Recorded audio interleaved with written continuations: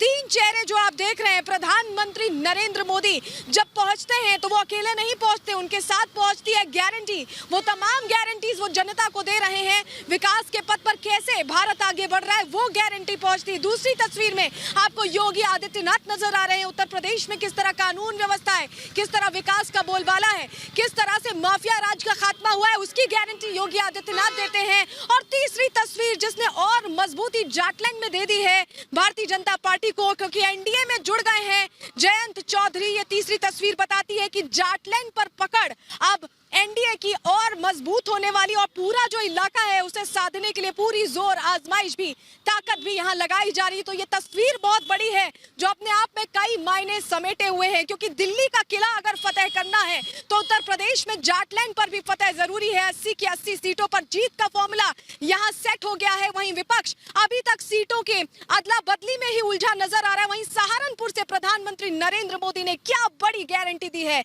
इस रिपोर्ट के जरिए आपको दिखाते हैं।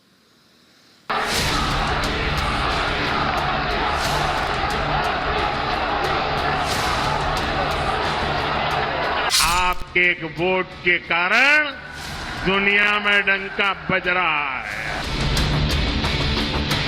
अपने आशीर्वाद में कोई कमी नहीं रखी और मोदी ने अपनी मेहनत में कोई कमी नहीं छोड़ी। हिंदुस्तान के हर कोने से एक ही आवाज आ रही है, फिर एक बार, फिर एक बार।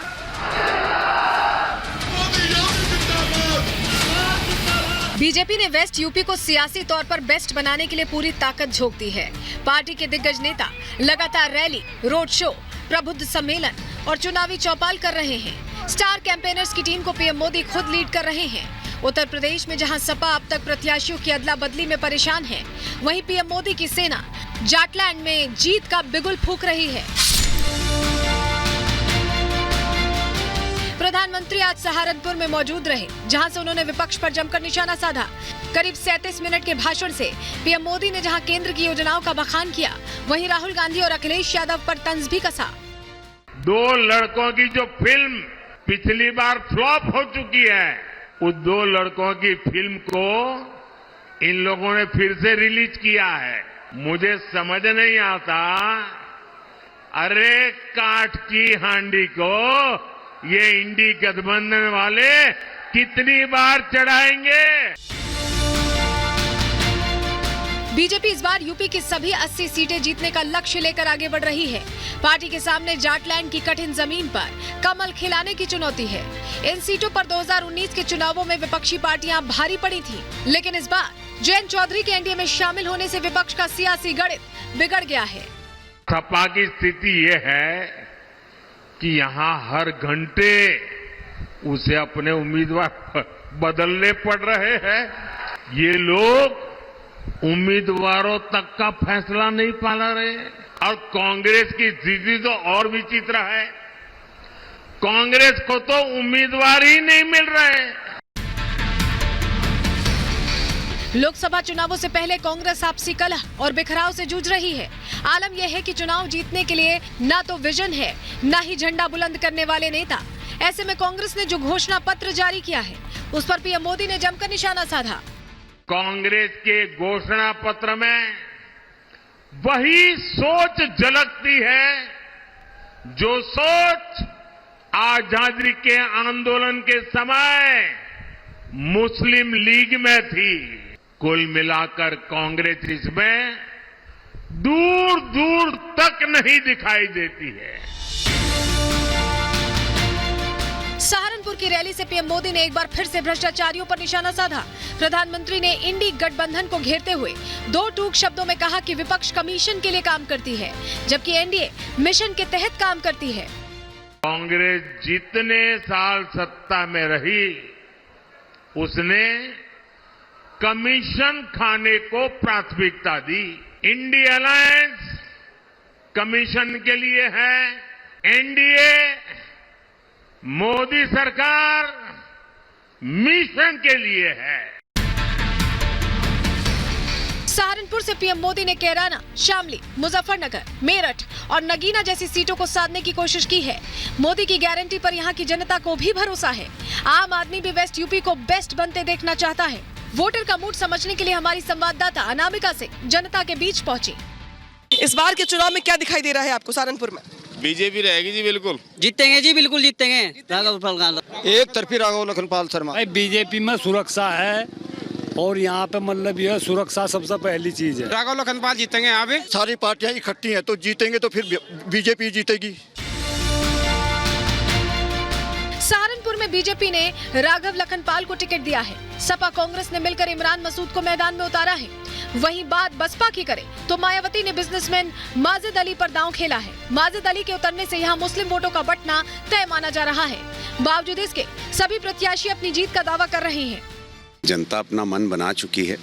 उसकी आस्था और विश्वास नरेंद्र मोदी जी में है, भारतीय जनता पार्टी में है, योगी जी में है और निश्चित रूप से कमल खिलाने का काम इस बार सहारनपुर में जनता करेगी। इतना मजबूत लड़ रहा हूँ कि मुझे ये नहीं पता चल रहा है कि मैं जीतूंगा कितने से इस बार इंशाल्लाह। 1989 के बाद ये पहला चुनाव है कि जिस चुनाव के अंदर हर वर्ग का हमें समर्थन मिलने का काम हो रहा है। हर तरफ से लोग आ रहे हैं, घर पर आकर के लोग कार्यक्रम लेकर जा रहे हैं। तो मुझे लग रहा है बहुत भारी वोट से हम चुनाव जीतेंगे। सहारनपुर में मुस्लिम और दलित वोटर्स निर्णायक भूमिका निभाते रहे हैं, लेकिन त्रिकोणीय मुकाबला होने की वजह से सियासी रण बेहद रोचक बन चुका है। अब देखना ये होगा कि सहारनपुर में जातीय समीकरण हावी होता है या मोदी की गारंटी पर जनता भरोसा जताती है। Bureau report, Republic Bharat.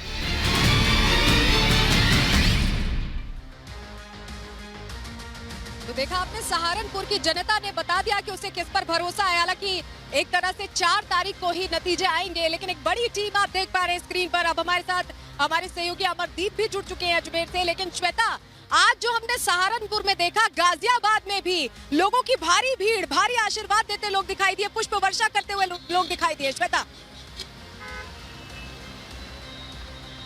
बिल्कुल सलोनी, यहाँ पर जो रोड शो हुआ प्रधानमंत्री नरेंद्र मोदी का, वो कहने को तो 800 मीटर का था, लेकिन किस तरह से दिलों को जीत लिया गया था। यही वो सड़कें थी जो लोगों से पटी हुई थी। समझिए दूर दूर से लोग आए हुए थे।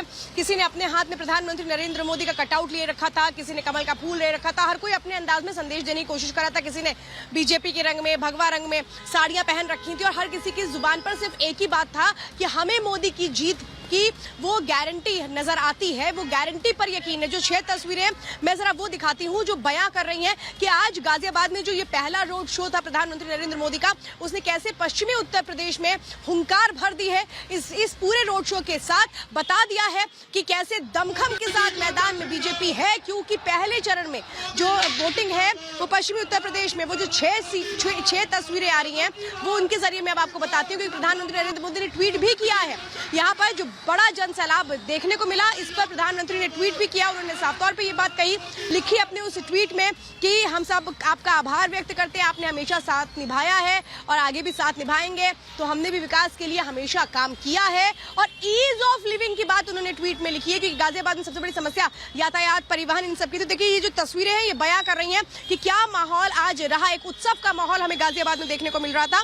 और ये अलग अलग तस्वीरें, भगवा रंग में किस तरह से महिलाएं पहुंची थी, मतलब आप समझिए महिलाएं, बच्चे, बुजुर्ग, हर कोई यहाँ पे था। मैंने 74 साल की एक महिला से, एक बुजुर्ग से बात की, उन्होंने भी किस तरह से आशीर्वाद दिया प्रधानमंत्री को। वो अलग अलग तस्वीरें जो इस वक्त आप देख रहे हैं।